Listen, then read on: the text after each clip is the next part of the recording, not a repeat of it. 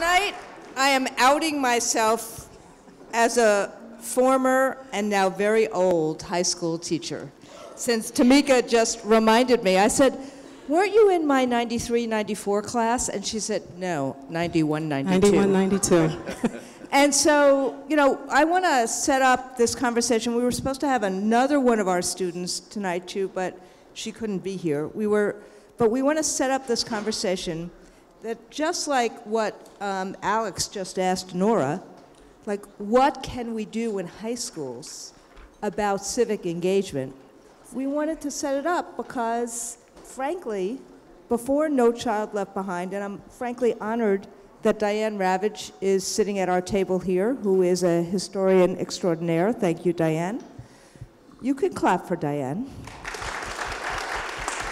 Before No Child Left Behind and civics being squeezed out of the curriculum, we had an extraordinary opportunity in the 1990s at Clara Barton High School as part of our AP course to actually really engage in civics. And we wanted to have a little bit of this conversation about this. I just want to say one more thing before that, which is that this is the importance of public education. Public education is not supposed to be just about ensuring that kids have skills and knowledge, as important as that is. It is foundational to our democracy, so that students have an ability to detect the difference between fact and fiction, to find ways to participate civically so that they think about whether their votes matter and their voices matter. And this is part of why we wanted to have a little bit of this conversation, because right now, and Preet talked about it so much so I won't, but it's not just that the norms of democracy or the Constitution, which is frankly just one piece of paper, is being violated so much. It is that there is a race right now about some of the institutions being on life support. And that institutions like voting, like the labor movement, like public education, are under attack like never before. And so the first question I have of you, first off, she's an amazing, just think about what she's doing in her life right now.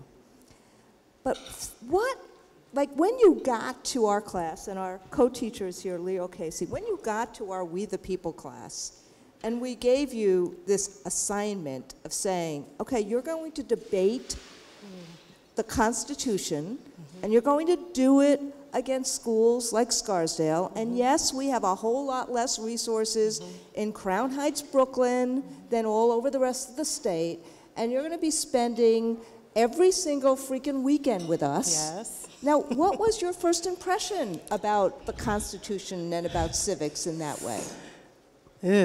Well, I have very distinct recollections of being a 16-year-old in the class. I remember, learning that we had to, gaining knowledge of the Constitution. We learned about the First Amendment, the Fourth Amendment, the Fifth Amendment, and gaining knowledge about my rights and my responsibilities as a citizen.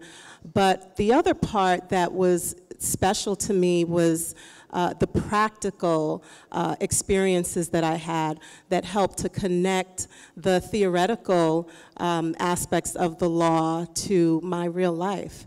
And so I remember becoming excited because on the weekends, first it wasn't exciting, but on the weekends and after school, we would be at Grand Army Plaza, and we were preparing for this We the People competition, and we went all the way to Washington, and it was exciting. But I also remember spending after school, standing on a street corner and giving out flyers, volunteering and phone canvassing in a woman's campaign who wanted to have a seat on the city council. And I remember the day that I heard that she won, I was like, I did that.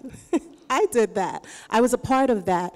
And it built so much confidence in my abilities and also confidence in the system, because at that time, I thought, wow, the system really works because I was a part of it. And so it was a really rewarding experience for me. So do you think that that engagement, because Denora said this as well, and I remember teaching the kind of, not your class, but other classes, where we did that kind of project-based instruction, where we made kids work in a campaign. They got to choose which campaign. We have to be very, very careful not to be nonpartisan, not to wear our political biases on our sleeves. But talk about that a little bit more, because this notion of enfranchisement versus disenfranchisement, like when does engagement really start helping in terms of that difference between feeling powerless versus feeling powerful? Absolutely.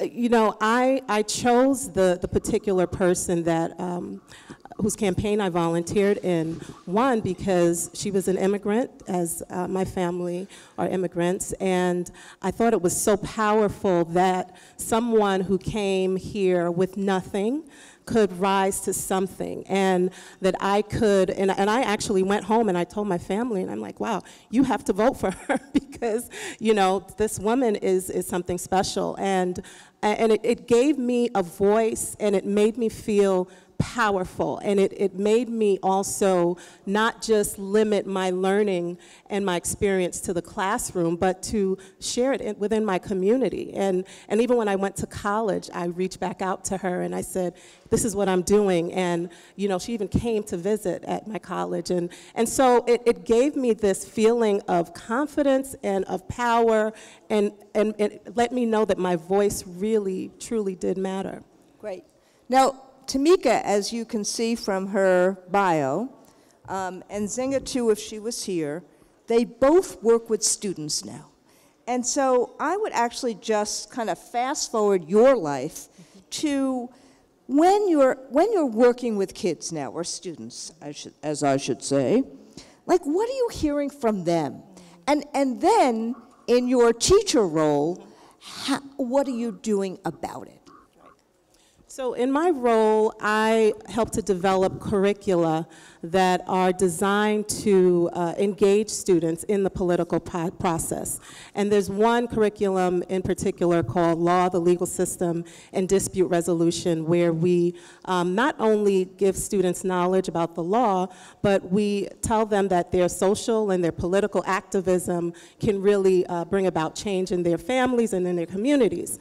And this particular curriculum culminates in a political activism competition where the students have to, they receive an issue, and they have to either be for or against the issue, and they have to do research, but they also have to create a radio ad, they have to develop a social media campaign. Do they get a Twitter account? Most of them already have one. And they also have to develop a speech, and they have to do a chant and a protest march.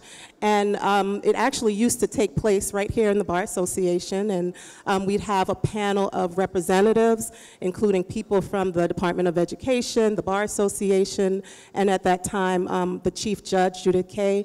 And the students would march in chanting with their protest signs, and would deliver their speech and talk about their social media campaign. And these are 7th graders. They would leave feeling like, wow, I just did this in front of important people, and what can I do next? So our students are saying, they're seeing what's happening, and they're asking me, can I actually leave school? Can I cut out of school and be a part of this demonstration? And I won't tell you what I tell them, but they want to do things. You have the right to remain silent. But they want to do that. They're seeing what's happening in our country, and some of them are angry. Some of them are provoked into action. Some of them are upset. But they're asking questions about, what can I do? And channeling it. Absolutely. So I promised in the last minute or two that Tamika could ask me any question within this boundary of drafting democracy as the last question that we had on the stage. Truth or dare, huh? Well, my question to you would be, if you could step back into the role of teacher, given what's happening today, what hope would you give students? What would you tell them their role is in effectuating change? So I always see the glass half full, not half empty. I don't think you can be a school teacher.